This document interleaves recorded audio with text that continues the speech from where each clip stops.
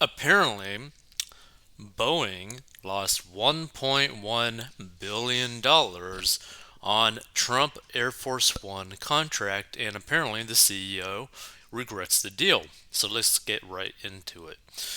Boeing disclosed Wednesday that it has lost a whopping $1.1 billion in costs related to its deal with the Trump administration to modify two 747 jumbo jets to serve as Air Force One, and CEO Dave Calhoun admitted the aviation giant probably should not have cut the deal in the first place.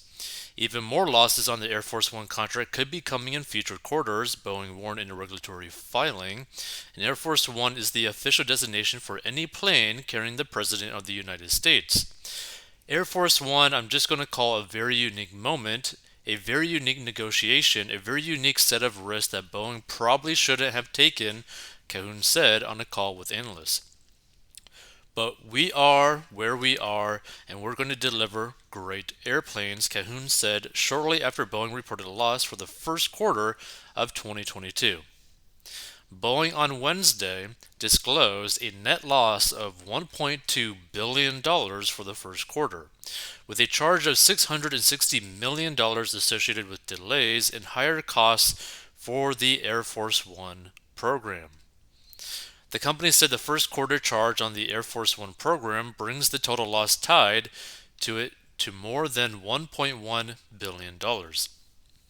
Risk remains that we may be required to record additional losses in future periods, Boeing said in a securities filing.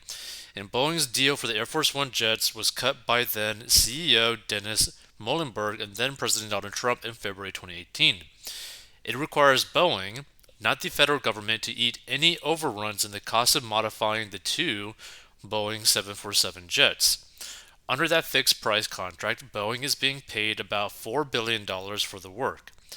The first of the two planes was set to be delivered in 2024, but an Air Force budget proposal from earlier this month doesn't expect that until 2026.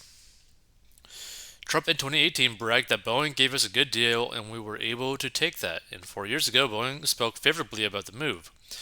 Boeing is proud to build the next generation of Air Force One, providing American presidents with a flying White House at outstanding value to taxpayers, it tweeted in February 2018. President Trump negotiated a good deal on behalf of the American people. Trump also told CBS News that the planes would get rid of Air Force One's traditional baby blue color scheme in favor of red, white, and blue, which I think is appropriate. Air Force One is going to be incredible, Trump said at the time. It's going to be the top of the line, the top of the world. A month after being elected president in November 2016, Trump had griped on Twitter about the out of control costs of Boeing's then deal to build a new Air Force One. Cancel order, Trump tweeted at the time. He later boasted that his negotiations with Muhlenberg saved $1.5 billion for taxpayers. And Boeing fired Muhlenberg as CEO in December 2019 for how he handled two crashes of the company's 737 MAX jets that killed 346 people.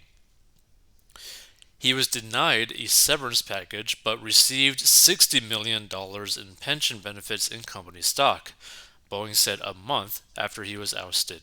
I mean, that's still a pretty hefty payoff, to be frank. So, feel free to give your thoughts on this, and we'll see you in future episodes.